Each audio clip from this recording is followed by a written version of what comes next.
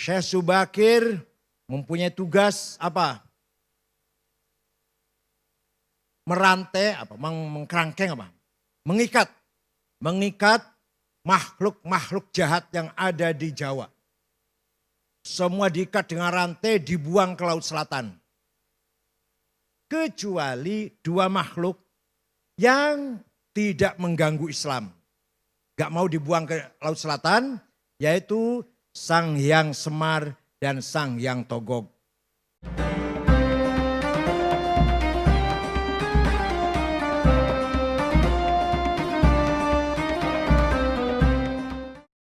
Assalamualaikum warahmatullahi wabarakatuh. Bismillah, alhamdulillah, wassalatu wassalamu ala sayyidina wa maulana wa syafi'ina wa habibina Muhammad Rasulillah wa ala alihi wa sahbihi wa man tabi'a sunnatahu wa jama'atah min yaumina hadha ila yaumin nahdah. Sahibil fadilah Sayyidi wa Habibi wa Maulai Al-Habib Salim Jindan, a'azzahullah bi'izzih wa akramahu bikaramih wa atala baqa'ah. Yang saya hormati Bapak Menteri Tenaga Kerja dan PLT Menteri Pemuda Olahraga Gus Hanif Dakhiri Zuhri Maksum. Bapaknya Kiai, namanya Kiai Zuhri Maksum. Lahir dari desa Blotongan. Jelek banget namanya desanya. Salatiga. Anggota DPR RI enggak ada ya? Anggota DPRD Provinsi Jawa Barat, Kang Sitkon, Babadan jadi DPR, Masya Allah. Babadan, Tenajar, dan Ningsih. Dari mana? Gebang, tangganya Sekjen. Wakil Sekjen PBNU Gus Imam Pituduh, ini sudah 8 tahun tiap hari puasa. Kecuali di hari yang diharamkan. Tapi enggak kaya-kaya. Gak sugi-sugi sampai saiki. Oh iya, Rois Syuriah PBNU, Kiai Mustafa Akil, Rois PBNU. Kalau saya Tanfidiyah malah. Tamu kita Kiai Haji Baduhun Badawi dari Kaliwungu, matur nuwun rayipun. Ikhwati ahli baiti Kempek yang berbahagia malam ini, para wali santri dan para khotimin, Sadati wa sayyidati ayul hudur, Bapak Bupati Cirebon, gak usah PLT Bupati itu aja lah. Sudah hakul yakin. Ki Haji Imron Rosyadi dan Pak Kapolres, Pak Dandim, semuanya orang santri semua. Pada malam ini minimal jadi santri semua. Bapak Ibu sekalian. Orang yang pertama kali membawa Al-Quran ke Pulau Jawa adalah Syekh Subakir. Syekh Ahmad Subakir membawa Al-Quran, diperkenalkan kepada Ratu Sima Raja Kalingga di Jepara. Walaupun si ratu ini tidak masuk Islam secara eksplisit, tapi memahami kandungan Islam, yaitu Islam atau Al-Quran mengajarkan keadilan, seadil-adilnya. Maka Ratu Sima, Kerajaan Kalingga, Jepara terkenal ratu yang paling adil. Dan masyarakatnya dipersilahkan, diberi kebebasan memeluk agama Islam. Syekh Subakir mempunyai tugas apa? Merantai, mengkerangkeng apa? Mengikat makhluk-makhluk jahat yang ada di Jawa. Semua diikat dengan rantai, dibuang ke Laut Selatan. Kecuali dua makhluk yang tidak mengganggu Islam. Gak mau dibuang ke Laut Selatan, yaitu Sang Hyang Semar dan Sang Hyang Togog. Salam Santarus bisa cerita begini, Beb.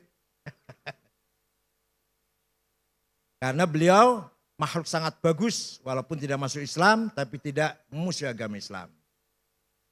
Ulama kedua yang bawa agama Islam terkenal adalah Syekh Riyasiddin An-Nisaburi yang terkenal dengan Mbah Wasil.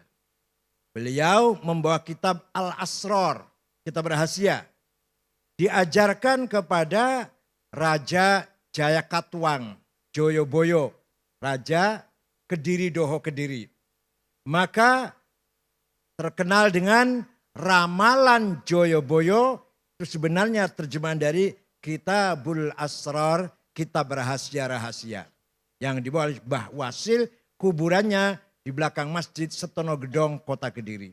Kalau Syekh Subakir ada yang bilang kuburannya di Gunung Magelang, Gunung apa? Tidar. Ada yang bilang di mana-mana. Yang benar, yang prosentasenya paling benar di Goa, di Sulawesi Selatan. Itu Mbah Subakir wafat di situ. Setelah itu barulah datang para da'i-da'i. Pertama kali ada pesantren di Jawa Barat tahun 1410 adalah Syekh Hasanuddin dari Cina. Atau terkenal dengan Syekh Kuro. Kuro itu Qori yang mengajar Al-Quran. Di desa Rengas Dengklok, Kerawang. Punya murid, salah satu muridnya namanya Subang Larang. Anaknya Ki Gede Tapa, kepala bandar pelabuhan Cirebon. Ki Gede Tapa itu bukan dari Solo Tigo loh, dari Cirebon. Nah, Subang Larang ini Pak Hanif kutilang. Kuning, tinggi, langsing. Sulit carinya nih. Kalau kebalikannya banyak, kebalikannya. Kebalikannya kuning, kebalikannya tinggi, kebalikannya langsing itu gak banyak itu. Tapi yang kutilang aduh sulit carinya.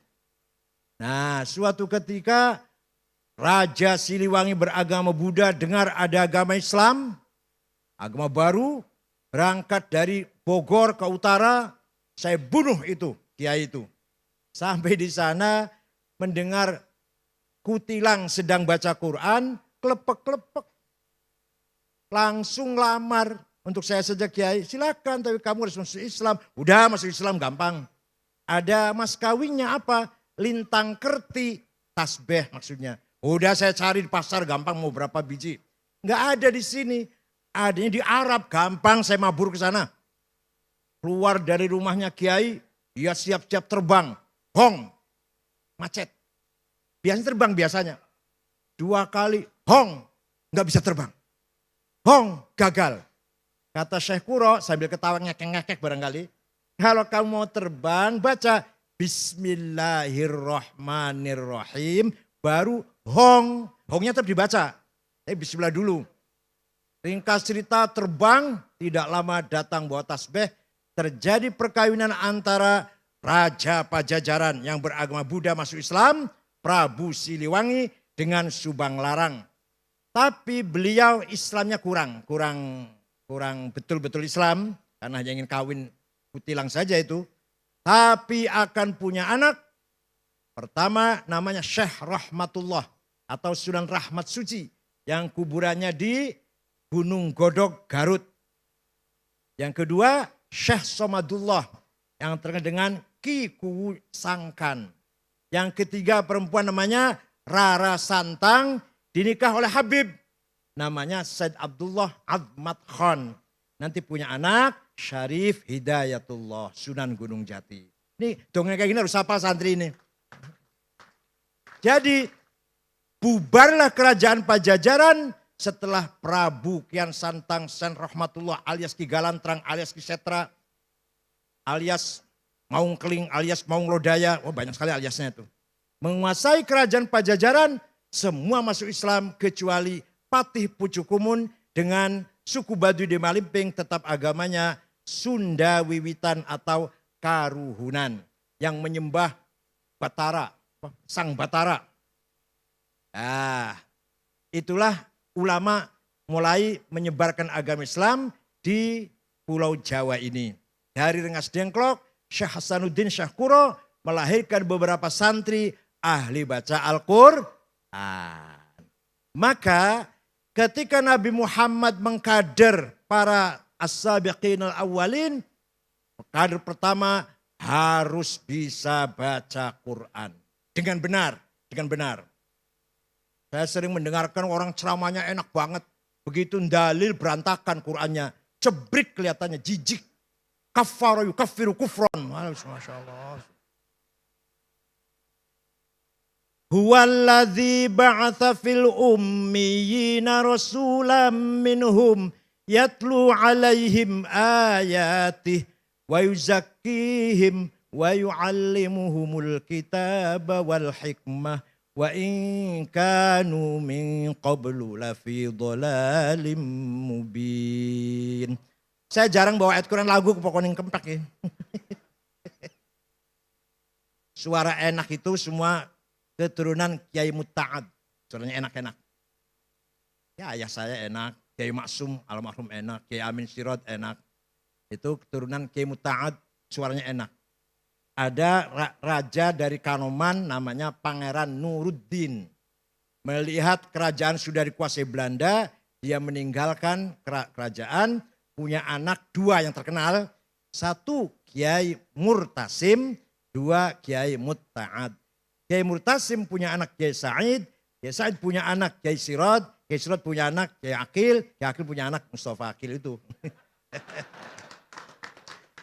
Yang Kiai Mutta'ad punya anak Kiai Abdul Jamil punya anak Kiai Abbas punya anak Kiai Abdul Abbas. Dan seterusnya buntet itu. Walhasil kemudian pernikahan misanan, ini lagi-lagi muter-muter. Putranya Kiai Murtasim Syekh Said kawin dengan Nyai Maimunah binti Kiai Mutta'ad. Jadi akhirnya semua saudara, satu darah lah. Keturunan Syekh atau Sultan Nuruddin, Sultan Kesepuan. Percaya silahkan, enggak apa-apa. Ini saya ndongeng sendiri kok. Mau percaya enggak apa-apa terserah. Jadi gini-gini keturunan Raja Cirebon.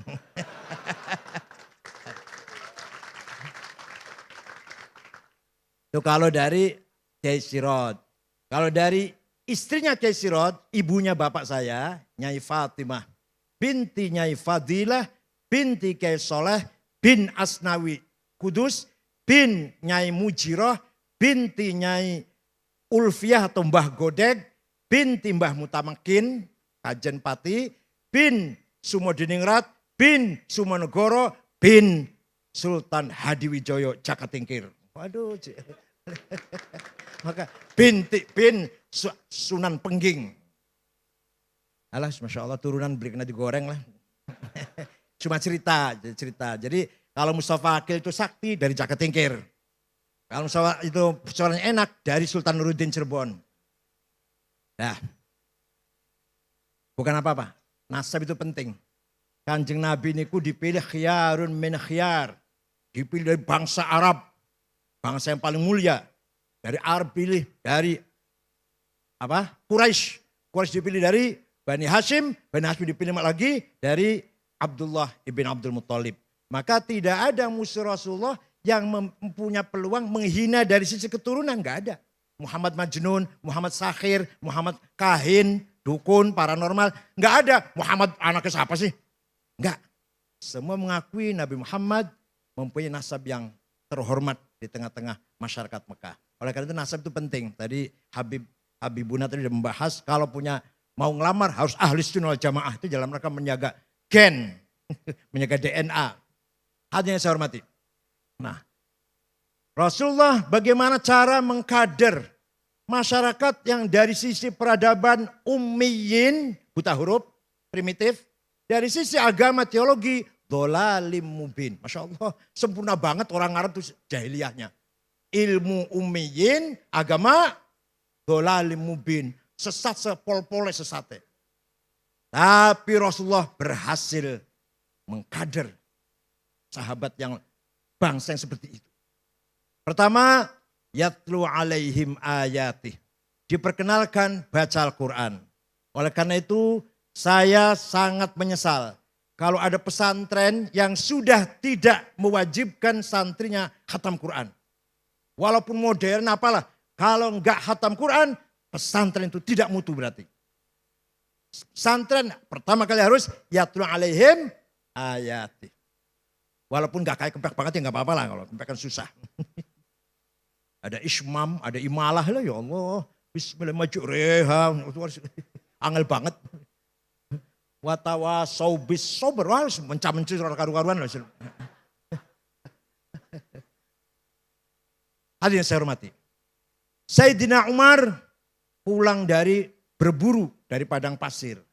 Masuk kota Mekah mendengar adiknya Fatimah bintil Khattab dengan suaminya Sa'id bin Zaid bin Nufail masuk Islam. Sayyidina Umar marah mendatangi rumah adiknya, mau saya bunuh itu adik saya. Apa ini? Keluar ikut agama Muhammad. Nah adiknya Fatimah lagi baca Quran.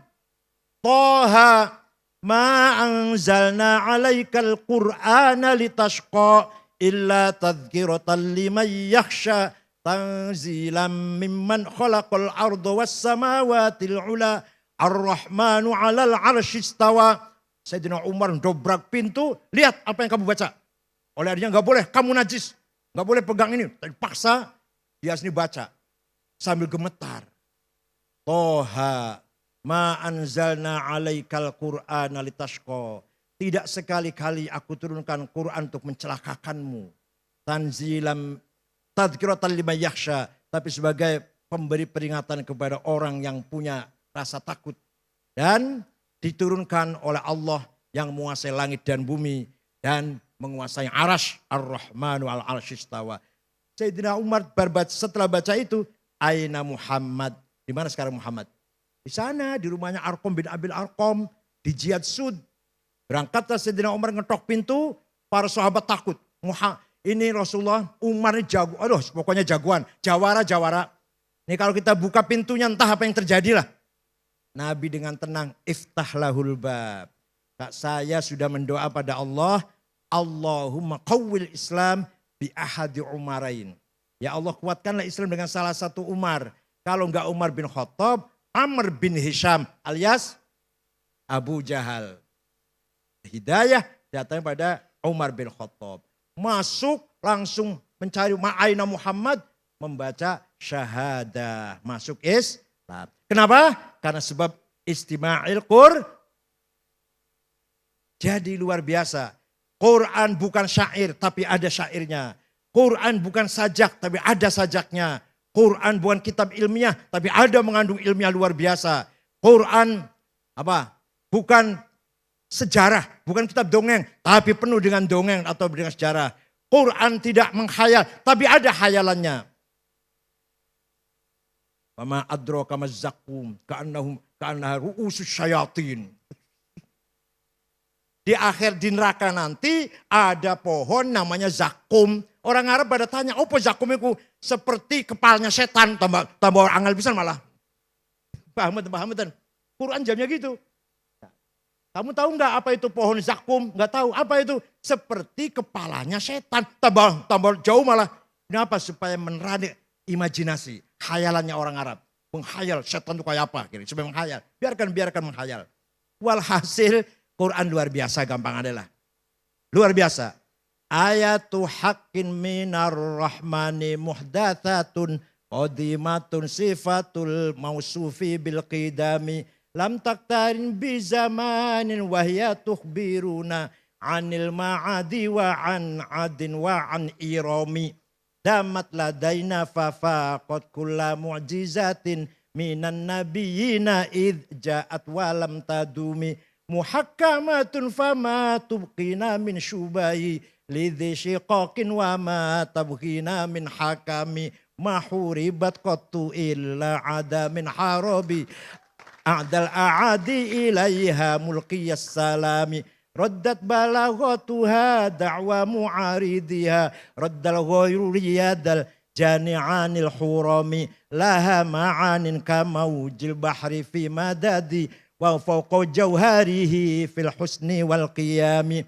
Fala tu'addu wa la tuhsa ajaibuha. Wa la tusamu alal ikhtari bisa'ami. Qarrat biha ainu qariha faqultu lahu laqad hasalta ala hablillah fa'tasimi laqad dhafirta bihablillahi fa'tasimi in tatluha khifatan min harri nari ladha atfa'ta nara ladha min wardiha syabimi.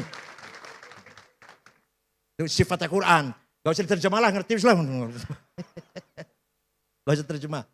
Tidak pernah bosan baca Quran. Tidak pernah bosan. Silakan diulang-ulang, gak bosan. Itu Al-Quran luar biasa.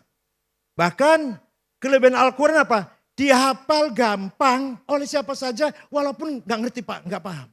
Bocah cilik, ngapal kayak Quran, cepet satu halaman, 1 jam lah kira-kira apa. Coba kalau ada syair atau ada tulisan bahasa Cina, gak paham sampean, suruh ngapalin berapa bulan kira-kira? Ngapalakan bahasa 1 lembar bahasa Jerman, bahasa Jepang, syair 1 lembar dan gak paham artinya. Gak tahu bahasa Jepangnya, gak ngerti. Ayo hafalkan, sebulan barangkali. Tapi Quran anak kecil gak ngerti artinya. Gak ngerti bahasa Arab selain Al-Quran. Gak pernah ngomong Arab lah. Gampang dihafalkan. Saya juga gampang hilang. Saya dulu waktu di Mekah pernah hafal sampai ya 23 beberapa. Sekarang sudah banyak hilang. Ngurusin HTI gitu. Dah. Jadi masuk Islamnya orang Jawa Barat sebab Al-Quran yang dibaca oleh seorang yang cantik. Jadi baca Quran suaranya enak, lagunya merdu, orangnya cantik. Nah kalau orang yang enggak cantik ya belum tentu itu. Prabu Siliwangi belum tentu masuk Islam itu. Dah. Wa yuzakkihim. Yang kedua Nabi Muhammad diperintah oleh Allah agar membangun karakter.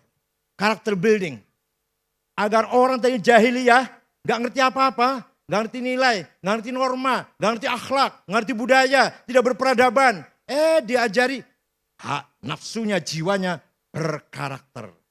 Setiap kita ini punya 2. Punya jiwa. Jiwa itu punya 2 perangkat. Namanya nafsu ghadabiyah dan nafsu syahwatiyah. Saya harus jadi presiden, saya harus jadi bupati, saya harus jadi ketua PBNU. Ini datanya dari nafsu ghadabiyah. Tapi kalau niatnya bagus, caranya benar, gak menyakiti orang, tujuannya ibtigha amardatillah, namanya bukan nafsu ghadabiyah, tapi namanya himmah. Apa?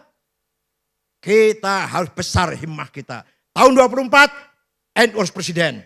Itu. Bupati Cirebon sudah NU. Insya Allah nanti dilantik, insya Allah nggak lama lagi. Harus kita rebut. Luar biasa. Ini mumpung kita luar biasa mendapatkan wakil presiden yang nggak ngerti. Ya, orang nggak ngerti gimana lagi, Beb? Masa saya layanin nanti sama-sama gobloknya nanti. Ma'ruf sudah tua, masih ambisi, tinggal matinya saja. Loh, ini goblok namanya orang ini. Kalau niatnya baik, caranya benar, tujuannya baik, bukan hawa nafsu. Namanya himmah. Muhammadun qaimun lillahi dzuhimami. Muhammadun tayyibul akhlaqi wasyiyami. Muhammadun khairurus lillahi qatibatan. Muhammadun sadiqul aqwali wal kalimi. Panjang lah. Walhasil Nabi Muhammad pun orang yang himmahnya besar. Kalau himanya nggak besar, nggak akan sukses. Wali Songo himanya besar. Kalau nggak himanya besar, nggak akan sukses. Kiai Hashim, Kiai Wahab himanya besar. Kiai Wahab tahun 27, 28, 29, tahun 30 sampai ke Menes, Pandeglang. Saya saja sekarang ke Menes males. Masih nggak enak ke sana tuh lah. Kiai Wahab datang ke sana, bikin NU, namanya Kiai Abdurrahman. Kakeknya, istrinya Kiai Hafidh Utsman almarhum. Itu Kiai Abdurrahman itu. Berdiri di Banten. Terus ke Sumatera Selatan, Palembang.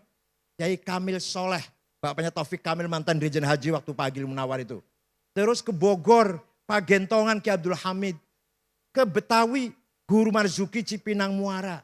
Ke Semarang, ke Cirebon. Ke Cirebon, Kiai Abbas Buntet.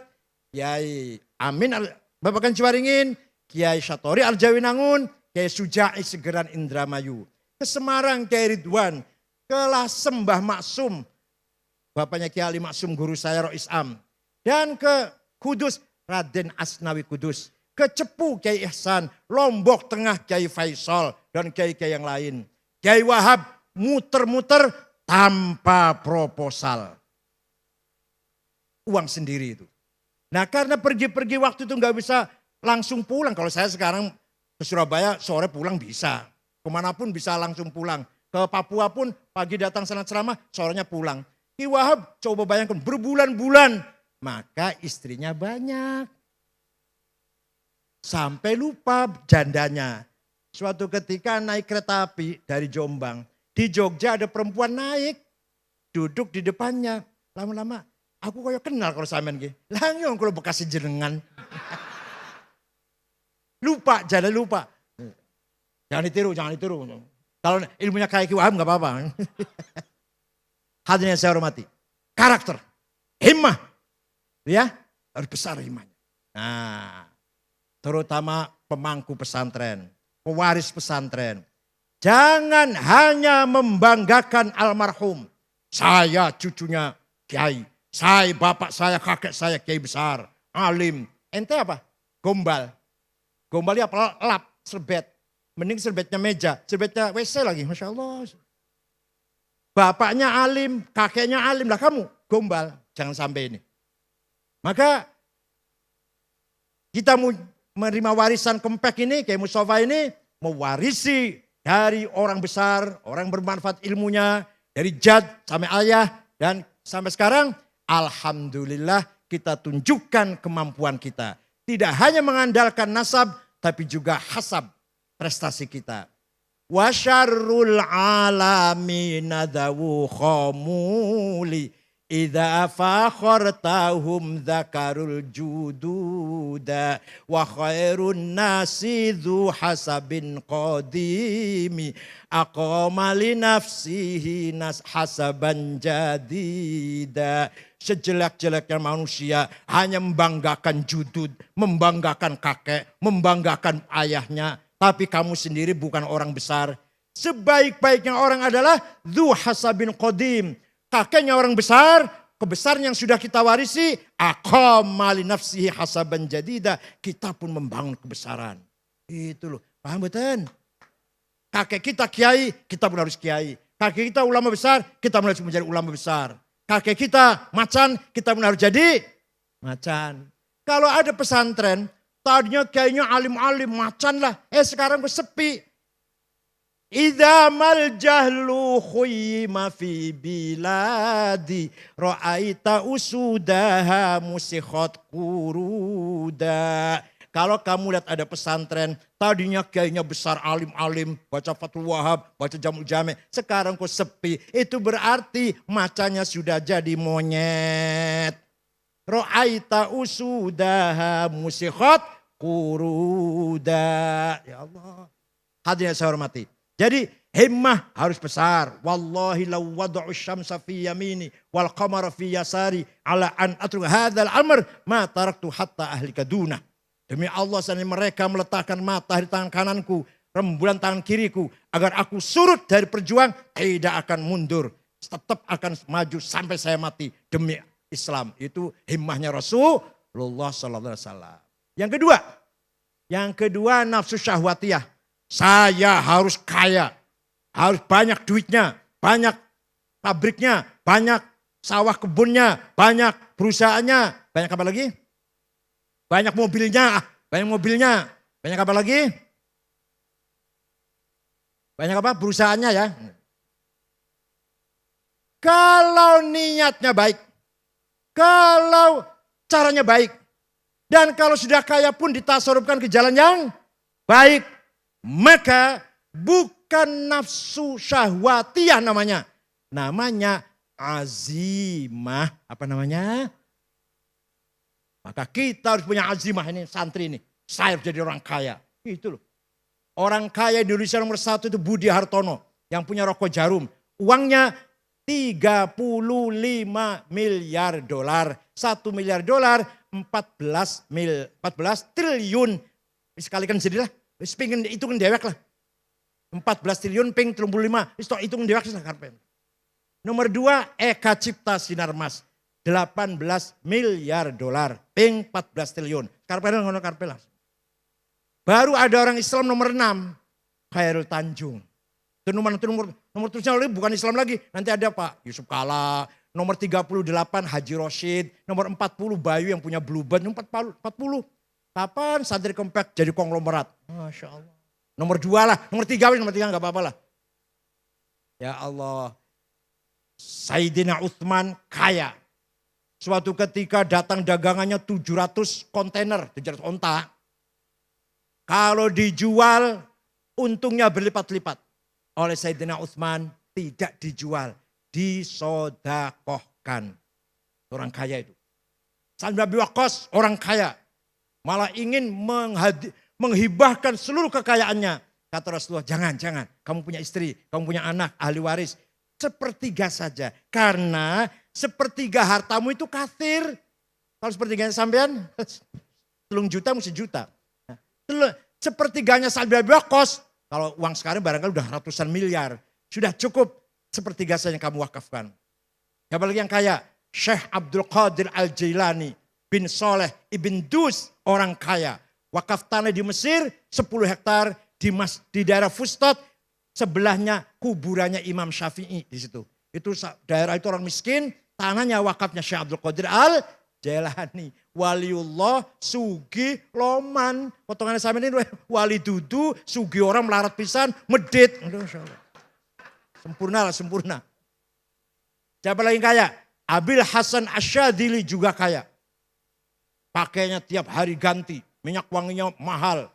Rumahnya villa bagus, pokoknya hebat. Pembantunya pelayannya 16.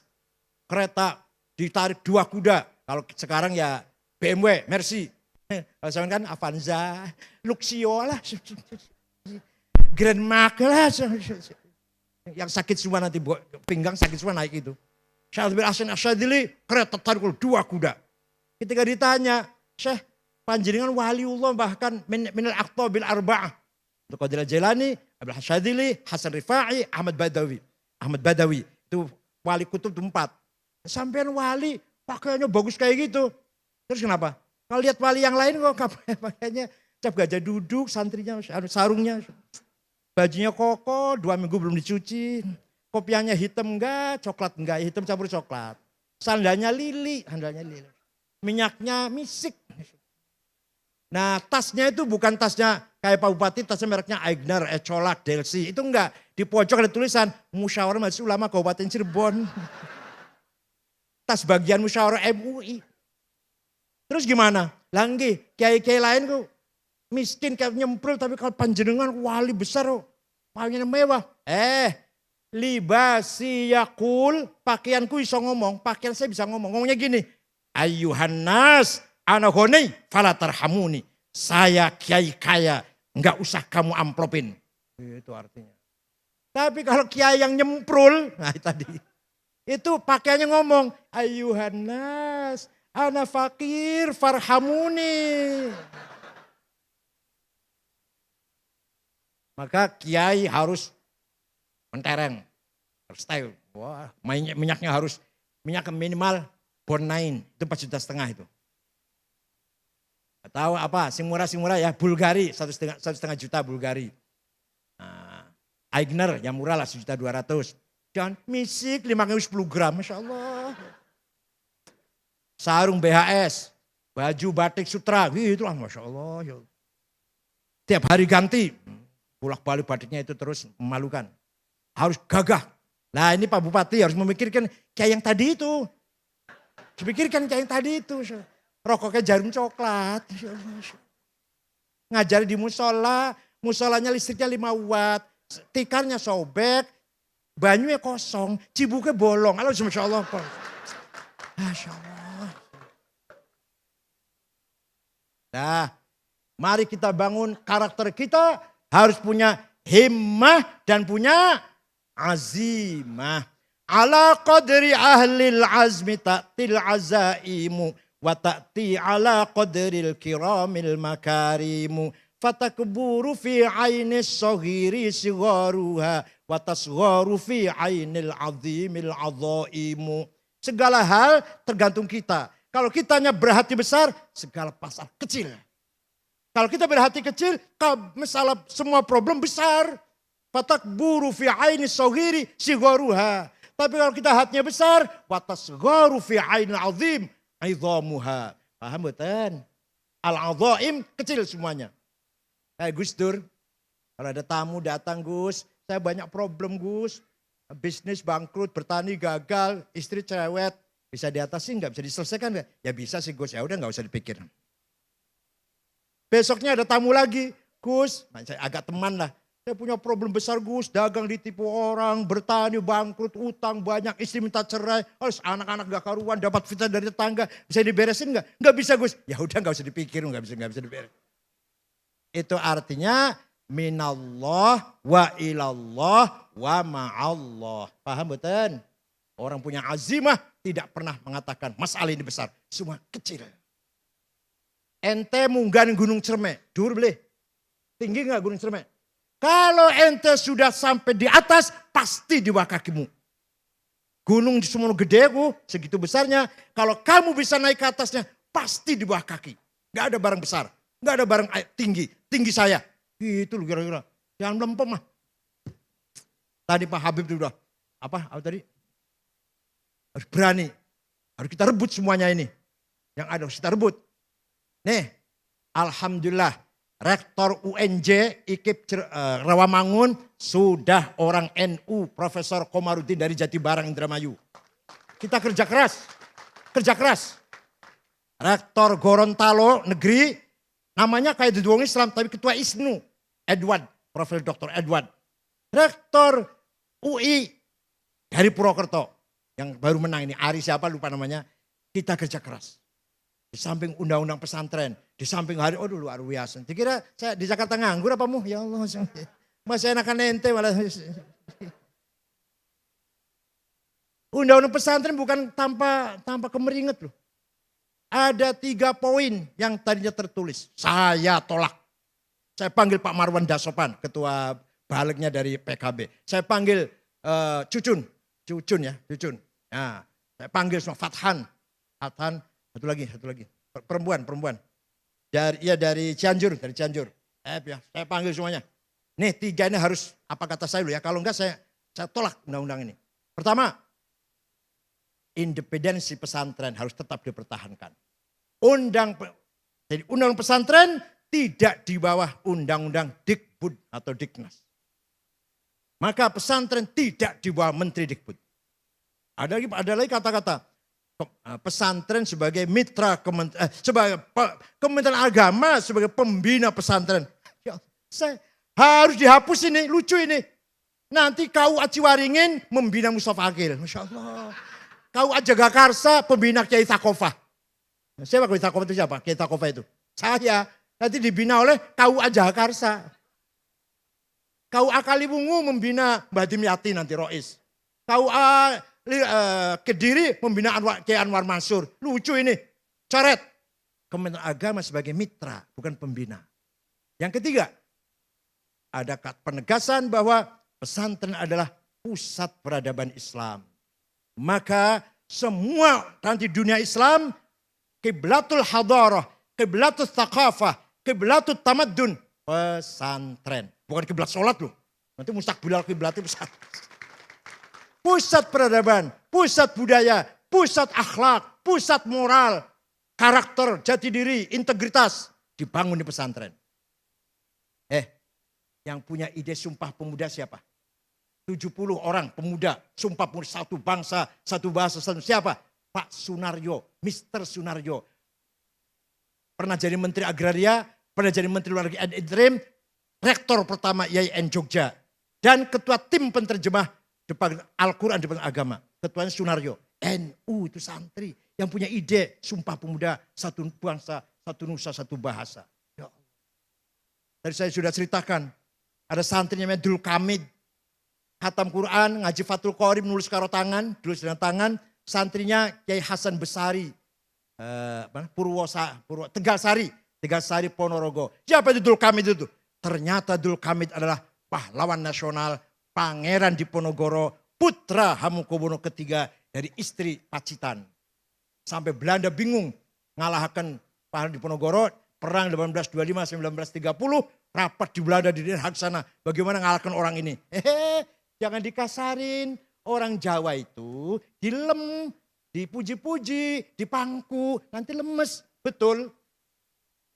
Belanda panggil Diponegoro, hormati, kita damai, kita bersaudara, langsung menyerah. Gak lagi ada perlawanan, ditangkap, buang Makassar. Ini hati-hati nih pelajaran. Jangan mudah luntur dipuji. Awas orang muji itu menyebarkan racun itu sebenarnya itu. Nah itu santri. Siapa itu Ki Hajar Dewantara? Namanya Suwardi. Ngaji Quran khatam pada Kiai Zainuddin Sulaiman. Prambanan. Ki Hajar Dewantara Bapak Pendidikan Nasional yang terkenal dengan Ing Ngarso Sing Tulodo. Ing Madjo. Nah, Mangun Karso Tutpuri Handa itu filosofi pendidikan nasional. Siapa itu Ki Hajar Dewantara? Nama aslinya Suwardi. Santrinya Kiai Zainuddin Sulaiman. Siapa itu Raden Kartini? Raden Kartini Blora ngaji Quran pada Mbah Soleh Darat. Pernah ngaji sama Mbah Soleh Darat. Dikira itu orang santri apa? Itulah andilnya para santri. Siapa pengarang lagu syukur? Gimana lagu syukur tahu nggak? Lagu syukur tahu nggak? Itu Habib Husain Al-Mutahhar Semarang. Pamannya Habib Umar Mutahhar yang mubalek itu. Jadi kita santri banyak andilnya dalam membangun peradaban nasional. Oleh karena itu dengan tema membumikan Islam Nusantara, Islam yang harmonis dengan budaya. Bahkan kita jadikan budaya sebagai infrastruktur agama. Maka agamanya kuat karena berdasarkan budaya, budayanya lestari. Antara lain contohnya, contoh antara lain saja ini. Utamakan bahasa Indonesia, kuasai bahasa asing, lestarikan bahasa daerah. Itu filosofi harus pegang itu. Utamakan bahasa Indonesia. Ayo gunakan bahasa Indonesia. Nama-nama toko, nama perusahaan, jangan bahasa Inggris. Jangan bahasa Inggris. Tapi saya nggak ada sanksinya sayangnya ini. Tidak ada sanksinya itu. Coba India nggak punya bahasa nasional. Kalau mengeluarkan keputusan surat pemerintahnya diterjemah ke 45 bahasa. Kan bahasa Inggris. Banyak daerah India nggak ngerti bahasa Inggris. Diterjemah ke 45 bahasa. Banyak negara nggak punya bahasa. Kita punya bahasa Indonesia. Yang di dalamnya aslinya bahasa Melayu. Dan di dalamnya 3.000 lebih kata Arab dari bahasa Arab. Adil, hukum, hakim, mahkamah, majelis, musyawarah, rakyat, wakil. Semua itu wilayah, daerah, dairah, wilayah, rakyat, rakyat. Apalagi karib, sahabat, akrab, bahasa saat, zaman, waktu. Bahasa Arab semua itu aslinya. Masuk ke bahasa Melayu menjadi bahasa Indonesia. Kenapa tidak bahasa Jawa yang dipakai bahasa resmi? Bahasa Jawa masih mengandung ras kasta-kasta. Sira, kowe, sampean, panjenengan. Ini enggak cocok tuh bahasa nasional ini. Mbadog, mangan, dahar. Ngelek ya. Ngelek, nguntal. Molor, turu, sare. Halah, enggak cocok untuk bahasa nasional. Masih mengandung kasta ini. Makanya keputusannya diambil bahasa Melayu yang egaliter. Kamu, saya, kamu, dia, udah sama saja, siapapun. Berarti mengandung nilai egalitarian, mengandung nilai persamaan. Maka diambil bahasa Melayu. Tapi jangan lupa bahasa asing, Inggris harus dikuasai. Waktu serapat dengan ormas-ormas dengan Pak Yusuf Kala, setelah terjadi pembakaran bendera itu, ada yang marah-marah sama Pak Yusuf. Kenapa perusahaan Cina datang dengan tenaga kerjanya datang ke sini? Teknisnya semua, insinnya dari Cina semua. Pak Yusuf Kala sambil ketawa jawabnya, itu katalognya mesin bahasa Cina. Nggak ada bahasa Inggrisnya. Yang bisa bahasa Cina jarang insin Indonesia ini. Maka harus teknisinya harus dari Cina. Salah siapa nggak ngerti bahasa Cina? Yang salah siapa itu? Itu antara lain mengapa banyak sekali teknisi ke Cina ini. Habib Fadil Al-Jilani qad hadar.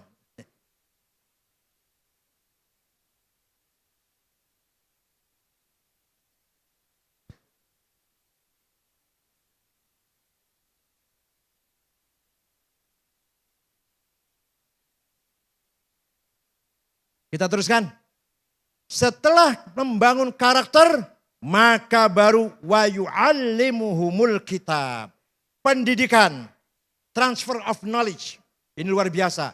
Karakter dulu, akhlak dulu, baru ilmu pengetahuan, baru skill. Jangan dikira pesantren nggak ada ilmu. Ada orang nggak ngerti pesantren, dikira nggak ada ilmu di pesantren. Saya tunjukkan, satu saja. Ada 2 nazom, tapi kayaknya kadang ngajarnya nggak ngerti ya kayaknya, Masya Allah. Zaidut tawilul abiyadubnu maliki fi baitihi bil amsi kana muttaki biyadihi saifun lawahu faltawa fahadhihi makulatun ashrun sawa. Kayaknya maknanya begini ngajinya. Zaidun utawi Zaid iku atawilu wonge doglong. Al-Abyadu kulite putih. Ibnu Malik anake Man Malik. Fi baitin jero umae. Bil amsi wingi. Kana mutaki tetongkrong. Biadi saifun tangannya nyekel golok. Lawahu zat bengkokaken golok. Falta moko dadi bengkok opo golok. Paham? Ini di pesantren diajarin nih. Tapi kayaknya kurang ngeh kayaknya. Ternyata ada kategori 10. Zaidun esensi, at-tawil quality, al-abyad quantity. Ibnu Malik relasi, bil amsi time, fi baitihi place, biadi saifun to have. Lawahu aksi, faltawa reaksi. Masya Allah, kalau ngomongin saya enak ya. Nah, kalau kayaknya nggak ngerti, Utaiman Zaid, iku wonge putih, doglong. Anaknya Man Malik, ning jero omah tetongkrong, wingi nyekel golok. Goloknya dibengkokaken, maka goloknya jadi bengkok. Ya. Esensi, quality, quantity, relasi, time, place, to have, dan aksi and reaksi. Kalau kita itu luar biasa sebenarnya. Sayang kurang penjabaran yang sangat mendalam. Nah, itu antara lain saja. Terakhir, wal hikmah. Pinter kayak apa? Alim kayak apa? Harus punya wisdom. Harus punya wisdom. Wisdom ini datangnya bukan dari kitab, bukan dari tulisan, bukan dari guru dari sekolah, tapi nurun yakdzifuhullah ala qalbi man yasha. Direct illumination. Melalui khawatir. Khawatir apa? Khawatir itu dari Tuhan melalui khawatir ilahiyah masuk pada zauk intuisi, maka jadilah ilham, kasyaf, dan ma'rifat. Kalau melalui malaikat, khawatir malakutiyah menjadi ilmul haq, menjadi ilmul yakin. Tapi kalau khawatir datangnya dari nahawa nafsu, menjadi angkara murka, tamak dan rakus. Kalau dan dari setan, menjadi waswasis syayatin. Itu ada di setiap intuisi kita semua. Pesantren harus mampu memanage zauk, memanage intuisi. Agar para santri memiliki zauk. Nurun yakdifullah ala qalbi santri semuanya insya Allah. Tidak ada ini di luar pesantren. Hanya pesantren kita masih menghormati nilai-nilai yang bersifat wisdom. Baik itu wisdom lokal maupun wisdom yang sudah terkenal. Karena Sayyidul Habib Al-Jilani sudah datang, saya kira itu saja. Mudah-mudahan ada manfaatnya. Syukran wa dumtum fil khairi wal barakati wan najah. Wassalamualaikum warahmatullahi wabarakatuh.